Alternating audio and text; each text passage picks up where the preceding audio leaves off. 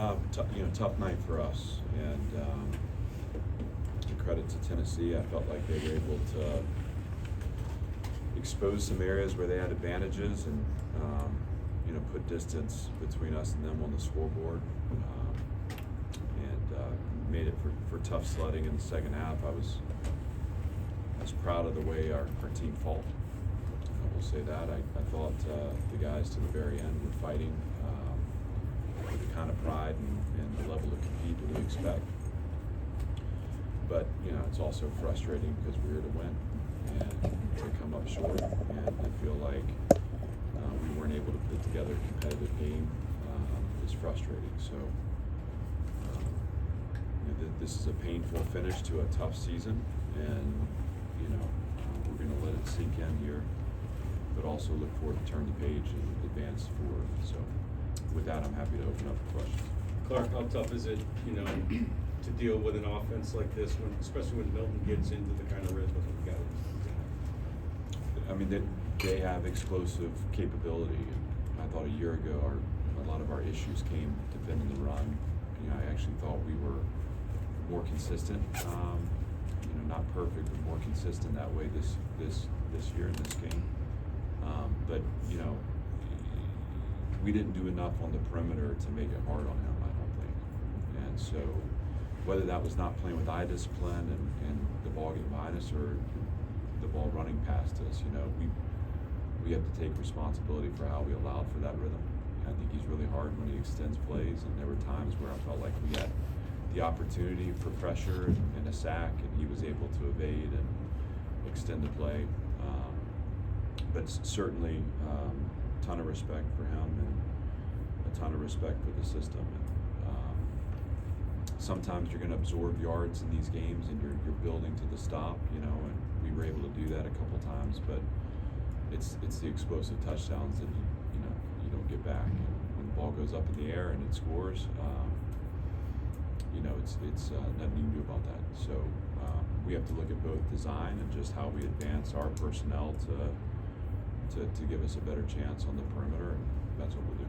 Clark, what's the next step for you in turning the page, and what do you feel like this program most needs to make these games competitive? Yeah, I obviously there's a lot in that question, and ultimately it is my responsibility. So I need to be deliberate and take my time to figure out what exactly what are the things that we need to adjust and adapt to close the gap. I think we're going to reflect back on this year, and we're going to see some things that we want to build on. It's not going to be all bad, but the results are obviously not where we want them to be, and so it'll be about setting a course and adjusting our process to aim towards those results. And that includes evaluating all our systems and developing the roster we have, and looking to supplement the roster we have with people who can help us be in position to compete and win. So none of it is going to happen overnight. None of it's going to be a flip of the switch and things change. I think this is about being deliberate and making good decisions to set a course that gets us back on track. And obviously I'm frustrated, but also recognize that it's ultimately my responsibility to get it done. That scuffle in the second quarter, first of all, what were you upset about, and what did you see in that whole sequence? Well, I was upset, from where I was sitting. There were 2 consecutive snaps where after the whistle our quarterback ended up on the ground, and to me it's part of my job is to fight for our players, and certainly for their safety. This is also a guy that we lost there in the second half, and so all those hits add up, and I was upset about that, and I was upset about the delay of game call. And again, there's nothing I can do about that once that flag's thrown. But we'll have conversations about it. We'll send it in and try to get explanation for what happened there. So in the moment, I was fighting for AJ and fighting for my team, and doing everything I can to help shift, what I was seeing happening on the field. And I believe, I don't know all the ins and outs of the play that kind of got, the bench cleared. Obviously that's not a part of our game, and that's not something that we teach or preach. And anyone who's watched us practice knows that we're, that's not who we are. But I also think that our players were fighting for one another. I think they were standing up for each other in that moment too, which, our first covenant is true brotherhood. I respect the fact that they were standing up for one another. We never want to cross those lines. We never want it to become something that takes away from the game. I thought our guys reset well at halftime and came back out and played a disciplined second half. Ultimately, again, we'll speak to the powers that be about the plays that I was frustrated about, but none of that's going to get fixed after the fact. So. And then what How big happened do you think that to? was to getting out of control, Clark? I don't think that it was close to being out of control. I think that I think on both sides the coaches and staff were in position to help keep things tamped down. I think it was just an emotional moment, an emotional game at the end of an emotional season. And I trust our team, and I've got a lot of respect for our guys, and they know the lines not to cross. But I thought, on the whole, for the moment, I thought that both sides did a good job of getting things leveled out. And like I said, I was proud of the way we came back out in the second half and didn't really have any of those issues show back up on our side. How do you evaluate this year as a whole, and what have you kind of learned about what it's going to take for you guys to take the next step? Well, this year has been painful and frustrating, and I don't know that we just never got synced up. I go back to Hawaii, go back to Alabama A&M, and you see a team that played well enough to win those games, but as the competition increased, the things that we got away with in those games continued to show up. And the middle part of the season was about just trying to eliminate the turnovers that were crushing our chances to have success. And then we dealt with some injury at the quarterback position, and we were never able to get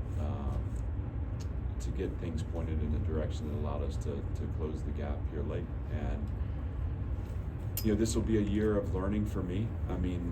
Look, I'm hurt. I'm upset. Obviously, I believe in what we're doing. I believe in Vanderbilt football, and I know that we're going to reflect back on this moment from success. I know we are. I think in so many ways it's these moments of adversity that shift your thinking, or that bring your attention to the things that you need to be paying attention to, and that's how you evolve and you transform something. But it's been a hard year, and I'm excited to turn the page on it.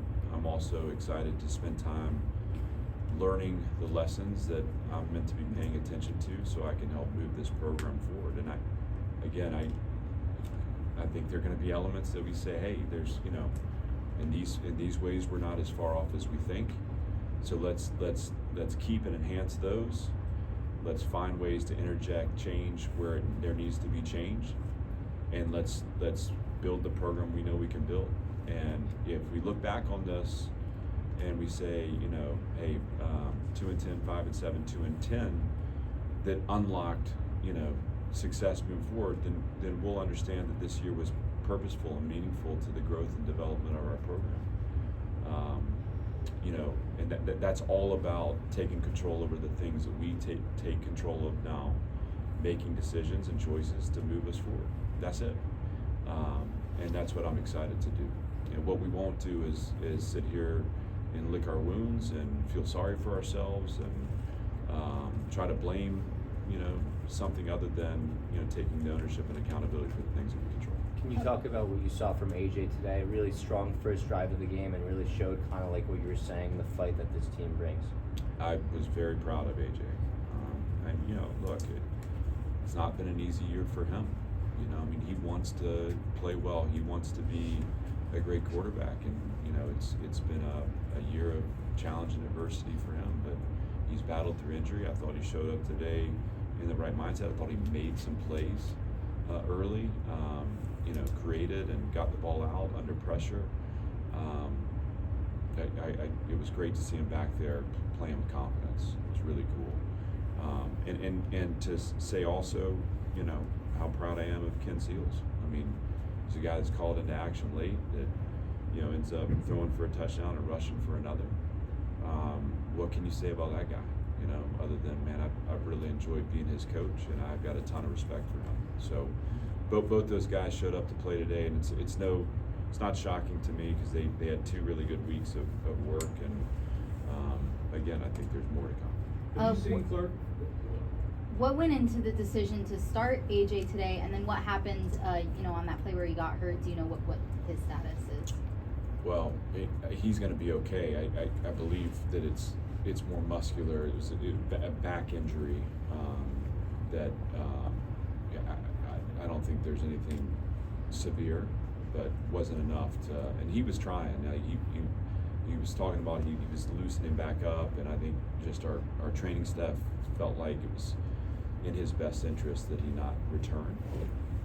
So I believe he'll be fine. But that was the injury. As far as, you know, starting him, look, we've been frustrated offensively the last 3 times out. You know, we haven't been able to score enough points, and I think when that happens, you know, AJ hasn't been available, and I think his first full week of practice was heading into the South Carolina game. So with the bye week and the ability to reset, we saw enough from him in the work in the week to get him back out there as our QB1, and he's a good player, you know, and we weren't able to find consistency at that position this year, and obviously, you know, I mean, I think that's going to be, you know, one of the lessons we take away. But again, I was proud of the way he battled today. Have you seen this season's results affect recruiting negatively in any way, and do you think it'll make it more difficult when it comes to roster retention?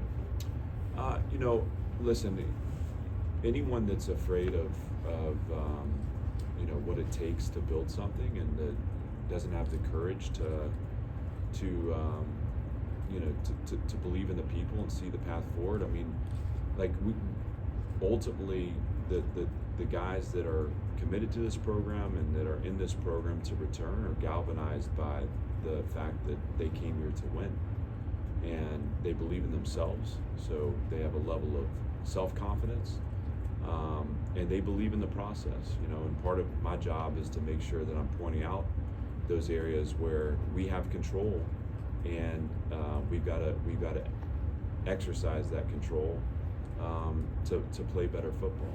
But you know, I'm not concerned about the results, you know, damaging any part of the build, because ultimately this is about finding the people that have the toughness and the resilience to step into something and to move it forward. And there's plenty of examples of programs, you know, turning it in a year. You know, we don't need to wait on these results to shift, but obviously, you know, we have to find the formula, and that's where, you know, my time and energy is going to be spent here as we turn the page. Is what is the formula that we need to get back on the rails of progress, yeah, we'll do that with the people that see the vision and that are committed to it, and we'll be excited to go to battle with those guys. Anything else? Thank you. Thanks.